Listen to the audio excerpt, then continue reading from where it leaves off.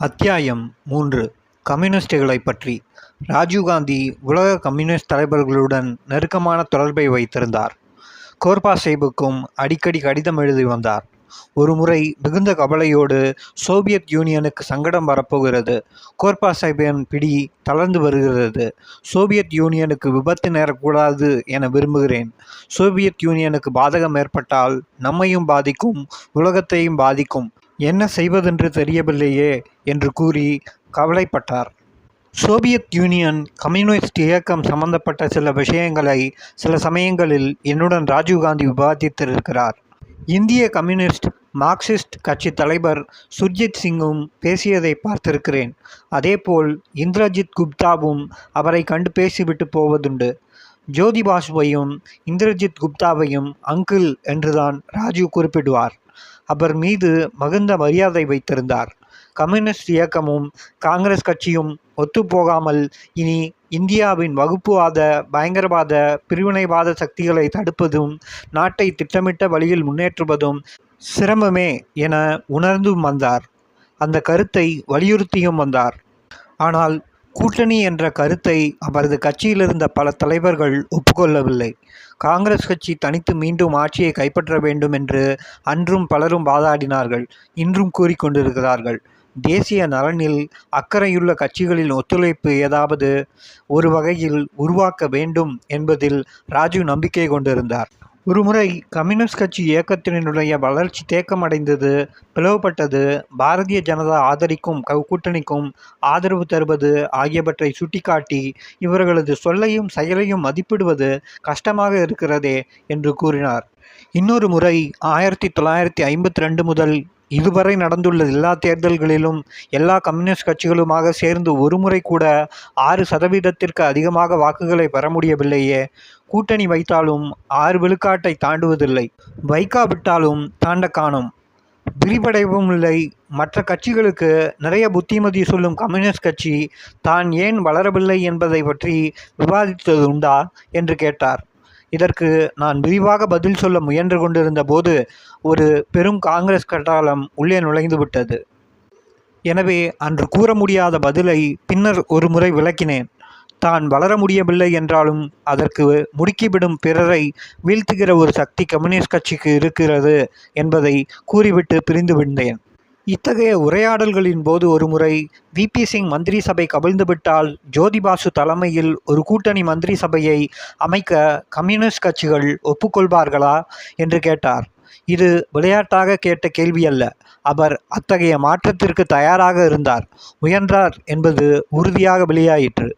1990 November 3ஆம் தேதி இந்திய கம்யூனிஸ்ட் கட்சி, மார்க்சிஸ்ட் கட்சி தலைவர்கள் அழைத்து ராஜீவ்காந்தி பேசினார். நவம்பர் 3ஆம் தேதி மாலை 5 மணி அளவில் ராஜீவ்காந்தி வீட்டிற்கு என்னை வந்துவிடுமாறு தொலைபேசியில் செயலாளர் சொன்னார். நானும் குறித்த நேரத்தில் போய் சேர்ந்தேன். அப்போது ராஜீவ் சொன்னார், இந்திய கம்யூனிஸ்ட் கட்சி தலைவர்கள் இந்திரஜித் குப்தா, ஃபாரூக் ஆகியோருடன் பேசினேன். அதேபோல் மார்க்சிஸ்ட் கட்சி தலைவர்கள் ஹர்கிஷன் சுர்ஜித், ஜோதி பாசு ஆகியோருடனும் பேசினேன். சிங் தலைமையில்லாத ஜோதி பாசு அல்லது இந்திரஜித் குப்தா தலைமையில் ஒரு கூட்டணி அமைத்தால் அதற்கு மந்திரி சபை அமைக்க வெளியிலிருந்து ஆதரவை தருவதாக யோசனை கூறினேன். குறைந்தபட்ச திட்டம் வேண்டுமென்றாலும் நீங்களே எழுதுங்கள், நான் கையெழுத்து போட தயாராக இருக்கிறேன் என்று சொன்னதாக சொன்னார். 1990 நவம்பர் 3ஆம் தேதி மாலையில் நான் சந்தித்த பொழுது ராஜீவ்காந்தி மிகுந்த உற்சாகத்துடன் காணப்பட்டார். கம்யூனிஸ்ட் கட்சி தலைவர்களுடன் நடந்த பேச்சுவார்த்தை பற்றியும் உற்சாகமாகவே குறிப்பிட்டார். இந்த முயற்சி வெற்றி பெறும் போல இருக்கிறது என்று கனவு காணும் கல்லூரி மாணவன் மாதிரி சிரித்து கொண்டே சொன்னார். நான் பதில் கூறாமல் மௌனமாக இருந்தேன். அவர் என் பக்கம் திரும்பி, இது உங்களுக்கு பிடிக்கவில்லையா என்று கேட்டார். நான் எழுந்து அவர் அருகில் சென்று, உங்களது இந்த முயற்சி வெற்றி பெற்றால் இந்த நாட்டிற்கு அதை விட வேறு நல்ல காரியம் இல்லை, இருக்க முடியாது. என்னை விட மகிழ்ச்சி அடைகிற ஓர் இந்தியனும் இருக்க மாட்டான். ஆனால் இது நடக்குமா என்று சந்தேகப்படுகிறேன் என்றேன். ஏன் நடக்காது, என்ன தடை என்று திரும்பி கேட்டார். நான் சிரித்துக்கொண்டே, இந்திய வரலாற்றின் ஒவ்வொரு முக்கிய திருப்பத்தின் போதும் விரிவாக விவாதித்து சரியாக சிந்தித்துவிட்டு நேர் தவறான முடிவை எடுப்பதே கம்யூனிஸ்டுகளுடைய நெடுநாளைய வழக்கமாகிவிட்டது. எனவே வரலாறு அவர்களை ஒரு தேசிய சக்திக்கு அருகில் கொண்டு வந்து ஆட்சி அதிகாரத்தையும் கொடுத்து, நீங்கள் நினைப்பதை, மக்கள் எதிர்பார்ப்பதை செய்து காட்டுங்கள் என்று சொன்னாலும் முடியாது என்று மொட்டையான பதில்தான் வரும். பாருங்கள் என்றேன். நான் சொன்னதில் அவருக்கு உடன்பாடு இல்லை, அல்லது தான் நினைத்தது நடக்க வேண்டும் என ஆசைப்பட்டார் என நினைக்கிறேன்.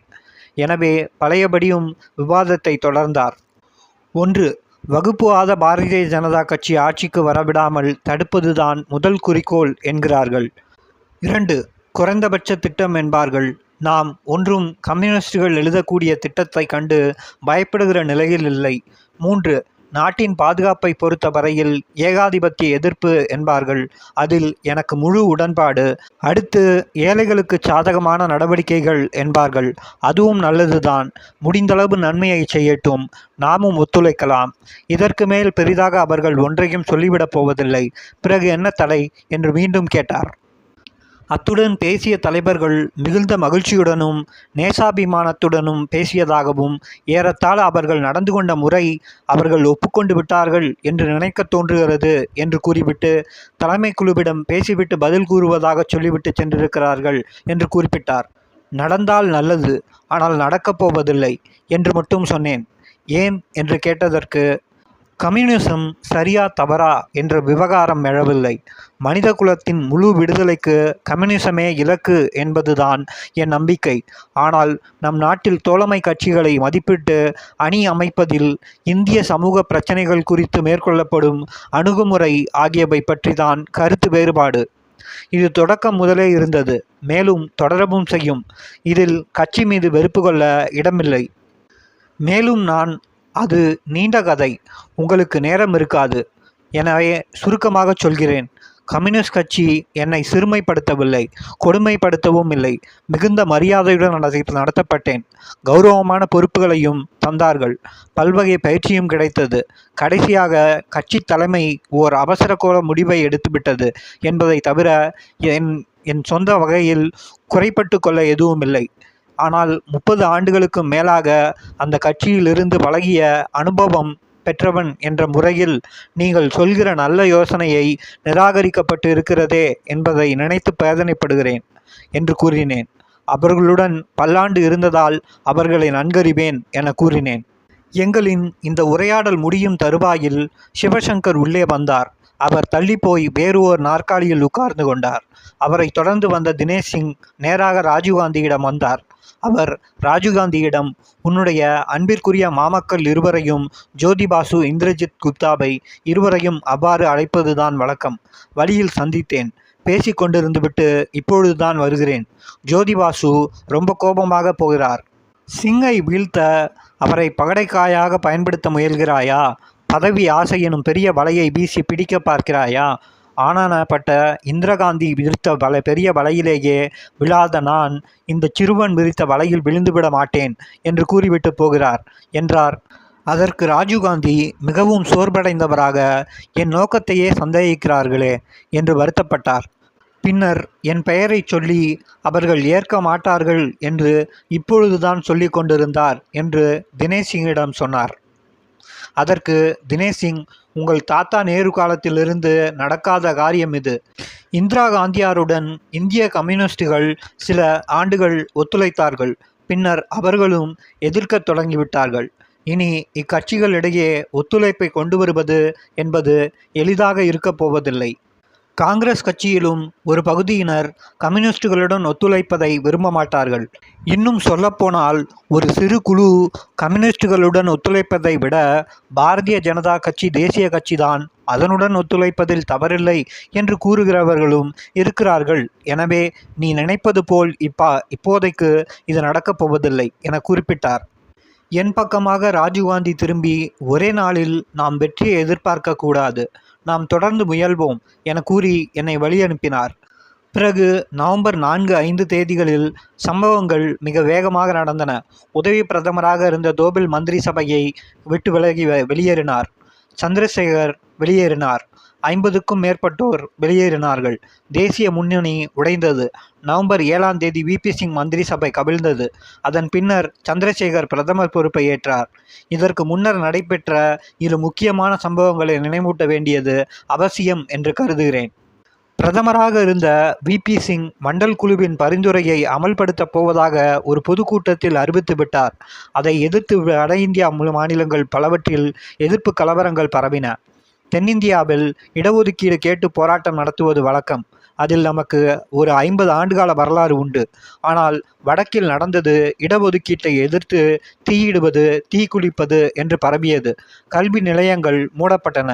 இதே காலத்தில் அயோத்தியில் ராமருக்கு கோயில் கட்ட உரிமை கேட்டு வற்புறுத்தும் வகையில் பாரதிய ஜனதா கட்சி தலைவர் அத்வானி ஒரு ரத யாத்திரையையும் நடத்தினார். அமைதியற்ற சூழ்நிலை நாட்டிலும் நாடாளுமன்றத்திலும் நிலவியது. நாடாளுமன்றம் தொடங்கிய போது தேசிய முன்னணியைச் சேர்ந்த தலைவர்கள் ராஜீவ்காந்தியை சுட்டிக்காட்டி போபஸ் பீரங்கி ஊழலுடன் சம்பந்தப்படுத்தி பேசுவது வழக்கமாக இருந்து வந்தது. சரியாக 90 நாட்கள் கழிந்த பின்னர் ஒரு நாள் எதிர்க்கட்சி தலைவர் என்ற முறையில் ராஜீவ்காந்தி எழுந்து அப்போதைய அவைத்தலைவராக இருந்த ரபி ரேயிடம் அனுமதியை பெற்றுக்கொண்டு பேசினார். தேர்தலின் போது மக்கள் வாக்களித்து ஆட்சி பொறுப்பை ஒப்படைத்தால் 90 நாட்களுக்குள் போபஸ் சம்பந்தப்பட்ட திருடர்கள் அனைவரையும் பிடித்து குற்றவாளி கூண்டில் நிறுத்தி காட்டுகிறேன் என சிங் பேசிய பத்திரிகை செய்தியை வாசித்து காட்டிவிட்டு, எத்தனை திருடர்களை இதுவரை பிடித்திருக்கிறீர்கள் என்று ராஜீவ்காந்தி கேட்டார். நாடாளுமன்றமே திகைப்பில் மூழ்கியது. சிங் எழுந்து, இது இரு நாடுகள் சம்பந்தப்பட்ட பிரச்சனையாக இருப்பதால் குற்றப்பத்திரிகை சமர்ப்பிக்க காலதாமதம் ஆகிறது என்றார். ராஜீவ்காந்தி எழுந்து, உங்களுக்கு எவ்வளவு கால அவகாசம் தேவை என்று கேட்டார். ஏனெனில் அதுவரை இந்த ஆட்சி கவிழாமல் இருக்க நாங்களும் கவனம் செலுத்த வேண்டுமே என கிண்டலாக குறிப்பிட்டார். நாங்கள் கைத்தட்டி சிரித்தோம். எதிர்வரிசையில் இருந்து சோர் சோர் என்று சத்தமும் வந்தது. இந்த பிரச்சனை குறித்து மேலும் 3 மாதங்கள் கழித்து எங்கே குற்றப்பத்திரிகை என்று மீண்டும் கேட்டார் ராஜீவ். VP சிங் 11 மாத காலம் பிரதமராக இருந்தார். இந்த 330 நாட்களில் VP சிங்கால் ராஜீவ்காந்திக்கு எதிராக திட்டவட்டமாக எந்த குற்றச்சாட்டையும் சுமத்த முடியவில்லை. வழக்கு தொடரவும் முடியவில்லை. பிரச்சாரத்தை மட்டும்தான் செய்ய முடிந்தது. போபஸ் பீரங்கி வாங்கியதில் ஊழல் நடந்துவிட்டதாக குற்றம் சாட்டினர். குற்றச்சாட்டு அன்றும் நிரூபிக்கப்படவில்லை. இன்றும் அதே நிலை நீடிக்கிறது. அது ஒரு இழுபறி வழக்காக நீடிக்கிறது. அதில் சம்பந்தப்பட்ட ஸ்வீடன் பிரதமர் ஒல்ஃப் பமோயும் சுட்டுக் கொல்லப்பட்டார். காங்கிரஸ் கட்சி தலைவரான ராஜீவ்காந்தியும் கொல்லப்பட்டார். இந்துஜா சகோதரர்கள், இத்தாலிக்காரர்கள் என கதை சுழன்று வருகிறது. ஆனால் வாரி இறைத்த சேற்றின் அழுக்கும் நாற்றமும் ராஜீவ்காந்தியின் சட்டையில் ஒட்டிவிட்டது. காங்கிரஸ் கட்சியையும் ஒரு கலக்கிவிட்டது. இந்த நிகழ்ச்சிகள் நடந்து கொண்டிருந்த பொழுது தமிழ்நாடு சட்டமன்ற தேர்தல் நடந்ததால், அதிலும் காங்கிரஸ் கட்சி தோற்றதால் பிற மாநிலங்களில் காங்கிரஸ் கட்சியை தோற்கடித்துவிட பல கட்சிகள் கச்சை கட்டத் தொடங்கின. அத்தியாயம் முற்று.